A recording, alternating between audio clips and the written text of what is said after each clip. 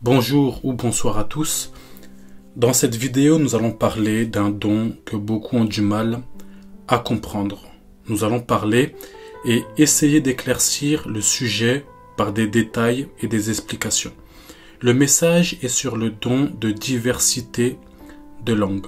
Langue au pluriel qui explique qu'on peut parler plusieurs langues.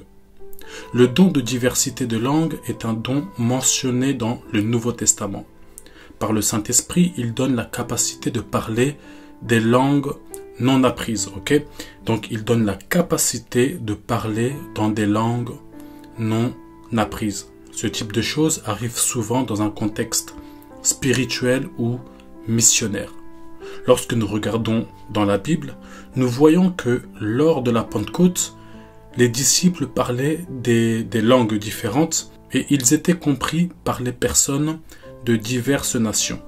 Dans Actes chapitre 2, le verset 4 à 8, il est dit « Et ils furent tous remplis du Saint-Esprit et se mirent à parler en d'autres langues selon que l'Esprit leur donnait de s'exprimer. Or, il y avait en séjour à Jérusalem des Juifs, hommes pieux de toutes les nations qui sont sous le ciel. Au bruit qui eut lieu, la multitude accourut et elle fut confondue parce que chacun les entendait parler dans sa propre langue. Ils étaient tous dans l'étonnement et la surprise. Et ils se disaient les uns aux autres, « Voici, ces gens qui parlent, ne sont-ils pas tous Galiléens? Et comment les entendons-nous dans notre propre langue à chacun, dans notre langue maternelle ?» Voici certaines choses à savoir de manière basique et de manière générale. La première chose, c'est que ce don permet de transmettre des messages de Dieu ou de glorifier Dieu dans des langues différentes. Ce don est très souvent utilisé pour encourager et édifier les membres de la communauté. Ce don révèle de manière claire la puissance de Dieu car il permet de faire parler une personne dans une langue qu'il n'a jamais apprise. En résumé, ce don permet aux croyants d'exprimer leur foi et l'œuvre de Dieu à des personnes issues de cultures différentes. Par exemple, en tant que missionnaire, cela peut se passer si tu te retrouves par exemple en Chine ou au Japon. Par la puissance de Dieu, tu exprimes des choses en chinois car le peuple que le Seigneur veut édifier est chinois.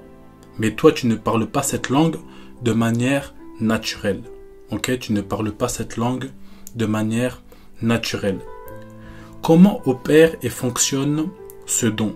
Premièrement, il fonctionne par l'inspiration du Saint-Esprit. C'est par le Saint-Esprit qu'on se met à parler différentes langues non apprises. Les personnes qui ont ce don, lorsque ceux-ci se manifestent, ils peuvent parler dans des langues inconnues sans préparation. Deuxièmement, lorsque ce don se manifeste, elle permet de faciliter la communication entre des personnes de différentes cultures et langages. Ils comprendront facilement les vérités spirituelles que vous direz dans leur langue. Troisièmement, ce don doit être utilisé dans un cadre, c'est-à-dire qu'il doit être utilisé avec discernement et avec ordre. Il y a souvent un débat sur le parler en langue, sur ce qui doit être interprété ou non interprété. Ce qui doit être interprété, c'est le don de diversité de langues et non le parler en langue reçu par le Saint-Esprit qui t'édifie toi-même. Le don de diversité de langues doit être interprété car c'est un message qui concerne la communauté où tout le monde doit être édifié. Ce qui est différent de l'autre parler en langue que nous utilisons pour prier, qui nous édifie nous-mêmes. Dans 1 Corinthiens chapitre 14, l'apôtre Paul souligne l'importance de l'édification de l'Église. Dans 1 Corinthiens chapitre 14, le verset 5, il est dit « Je désire que vous parliez tous en langue, mais encore plus que vous prophétisiez.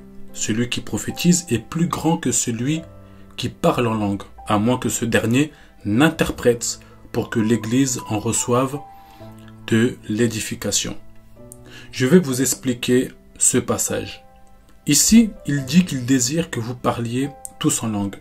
La langue dont il parle ici, c'est le parler en langue reçu par le baptême du Saint-Esprit qui t'édifie toi-même. Mais Paul met plus d'importance sur la prophétie, c'est-à-dire sur le don de diversité de langues, car le don de diversité de langues édifie l'Église. En soi, il est mieux que toute une communauté soit édifiée que toi-même. Pourquoi c'est du don de diversité de langues dont Paul parle lorsqu'il évoque la prophétie? Car en réalité, la diversité de langues, c'est une prophétie donnée en langue, contrairement au parler en langue que vous utilisez pour prier dans votre vie chrétienne. Donc retenez dans tout ce que j'ai dit que la parole de Dieu met plus d'importance sur l'édification de l'Église. Édification qui veut dire que tout le monde soit impacté par le message.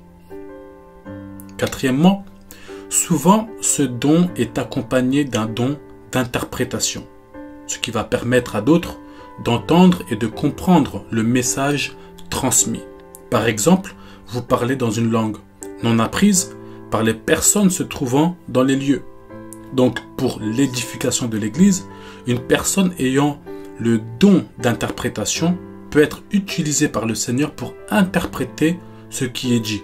Par exemple, en français, si le peuple présent est français. En soi, le don d'interprétation intervient seulement si nécessaire. Voilà pourquoi on dit que le don de diversité de langues est souvent accompagné du don d'interprétation. Il faut aussi prendre en compte qu'une même personne peut avoir le don de diversité de langues et le don d'interprétation de langue. Ce qui fait qu'elle peut parler en langue, c'est-à-dire dans la diversité de langues, puis juste après, interpréter. Parce qu'elle a le don de diversité de langue, elle a aussi le don d'interprétation de langue. Et c'est même une recommandation que Paul demande lorsqu'il dit que celui qui a le don de diversité de langue, qu'il prie aussi pour avoir le don d'interprétation. Donc, ce que vous devez retenir, c'est que le don de diversité de langue est particulièrement puissant dans un contexte missionnaire, car elle te permet de toucher des personnes de différentes cultures sans pour autant recevoir une formation linguistique. En soi, ce don fonctionne comme un moyen de communication spirituelle inspiré par le Saint-Esprit. Bien sûr, à utiliser avec discernement. C'était tout et que Dieu vous bénisse.